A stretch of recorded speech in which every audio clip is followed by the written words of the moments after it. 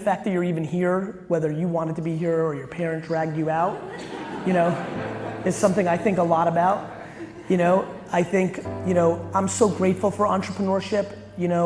One of the things about starting a YouTube channel and not having a lot of views, or trying to sell some slime and only selling zero, on your Shopify. One of the things that the kids in this room don't understand yet is that no and losing are their best friends. 100%. Unfortunately, and this is just the truth, kids in this room, you're growing up in a time where grown-ups want to stop you from feeling losses and pain more than ever, because truthfully, we've now lived through 70 years of prosperity, and our parents can actually spend time worrying about that stuff instead of putting food on the table. But not to get too heady here, for the kids in this room, the number one thing about starting a business or trying to build a profile is that you're gonna lose a lot. A lot of people are gonna leave comments that you stink, that you should stop, and you're not good. You're gonna try to sell something and nobody's gonna buy it.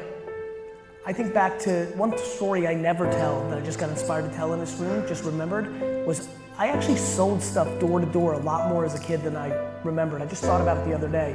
I used to just find things in my house that might have not even been mine.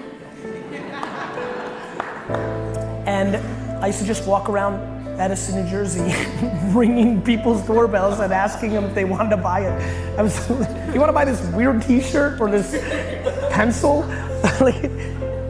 And when you're selling ridiculous stuff that nobody wants, outside of the one person every 50 homes that just thought you were a cute kid and gave you $1, you just got a lot of no's. And one of the reasons I think so many people are struggling and are unhappy in their early 20s is we're coming into a place where people are hitting their 20s that were parented of a generation that tried to overprotect. And I think losing is awesome, because you deserved it. It means somebody was better than you. And that's good for you to know, because that's real life. That's how it's gonna be. And I think getting somebody to say no is awesome, because that's real life. It doesn't mean you suck. It means what you tried to do right now didn't work. And I think that we have to have a much bigger conversation around that, and I'm happy a lot of you are listening to it right now, because it's very real. Because I will tell you, kids, and parents for that matter, that I sit up here tonight extremely happy because I was losing so much and got so many no's as a kid. Because now that I'm a grown-up, it doesn't scare me. And unfortunately for a lot of grown-ups, it continues to scare them. They cared about what kids in high school thought about their dress.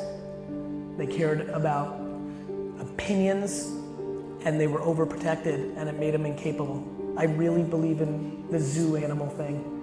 We go to the Central Park, Bronx Zoo right now, and release those animals into their natural habitat, they're dead in 10 seconds. And I think we have to be very thoughtful. For the parents in this room, especially who brought their kids tonight, you have to let them lose. No fake environments are destroying their actual confidence.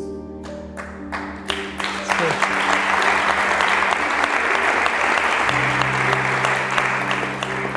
It's the great disservice of parenting to eliminate merit and the truth from your kids. So I really like entrepreneurship for that.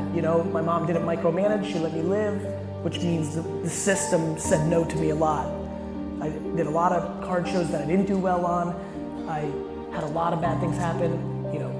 When I was 13, 40-year-old dudes were ripping me off, because they just imposed their old man will on me and scared me. Like, all sorts of stuff happened, all of which allow me the great luxury to be in front of you tonight. So, really, ultimately, here's what I would say, and then I'll go into Q&A, because I think it'll bring the most value. I desperately need you guys to leave here understanding how ridiculously lucky we are to be alive during this era. This internet thing is no joke. No joke. And by the way, for everybody who gets a trillion followers and makes it, and Justin Bieber, YouTube, it's now been a while since this has been happening and working. I think for a lot of this room, you may not go on to be Bieber or build a YouTube channel that makes $80 million selling toys. But the real conversation that isn't being talked about is I do believe almost everybody in this room is uncomfortably capable of producing a $100,000 a year business if they put in a lot of time and a lot of effort and have skill, whether that is through making a channel and having brands subsidize that, or selling stuff, or starting a product. And I hope that everybody who watches this that's not in here, or even the people in here, realize that that's a big statement. That's a lot of money. It just is. And I say it so simply, but it's not simple at all. But the fact that you can, in a way that you never could before, is remarkable. And I think all the people you look up to, or you admire, or you watched build real businesses or real influence on these platforms, they're the preview, not the anomaly. And not everybody's gonna have my natural talent or work ethic or the chips fall the way they did. But I want people to love their game the way I love it, not get the accolades or success that I have, because the happiness is way more fun than the byproduct. And I know a ton of people who are unbelievably happy and make $49,000 a year, and I know an enormous amount of people who are deeply unhappy and sick who make $7 million a year. And something I've been saying a lot, and I want to say more often, there was always that joke that people talked about, like around always valuing money, and they talked about, I'd rather cry in my Ferrari, right? And that saying always pissed me off, right? This notion that, okay, you're crying, you're deeply unhappy, and the Ferrari versus a Toyota is supposed to be some sort of variable there. It's such insane bad talk.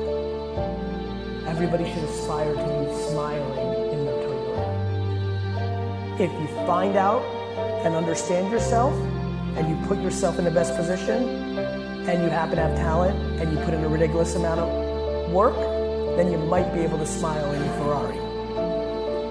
And that's amazing too. But these are the things that are running through my head, and I appreciate you having me here tonight.